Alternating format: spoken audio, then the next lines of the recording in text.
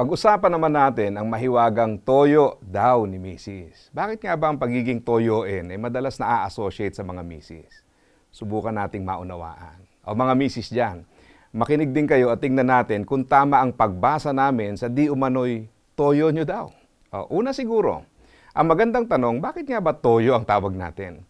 Ito ba ay dahil mahirap hulihin ang timpla ni Mrs. O ito ba ay dahil pag nagkamali ka ay aalatin ang buhay mo?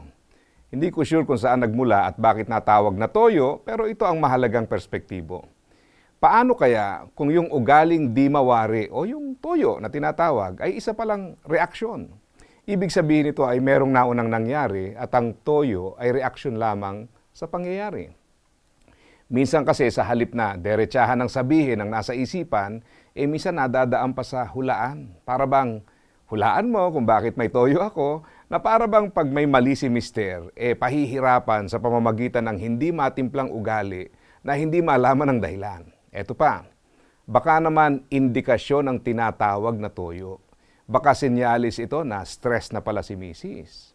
Minsan kasi dagdag sa stress ng mga Mrs., yung stress ka na nga tapos wala pang kamalay-malay si mister.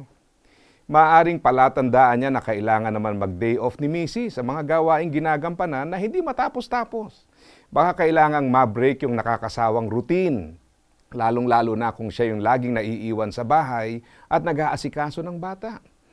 Baka may pinagdadaanan siya na ang hanap niya ay ang pagdamay ni mister. Alam mo, minsan kasi mga lalaki masyadong solution-oriented. Yun bang palaging ang tugon sa problema ay payo? Minsan naman kasi alam na din ng mga misis ang gagawin. Ang hanap talaga nila ay pagdamay ni mister. Baka kailangan ng kausap, baka kailangan ng alaga, kailangang may magpunas ng luha o pawis gamit ang 1,000 bagong bill.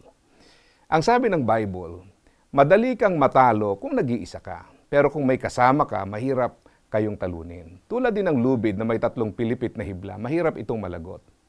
Baka ang toyo ay indikasyon na kahit magkasama kayo, hindi ramdam ni misis ang pagdamay mo.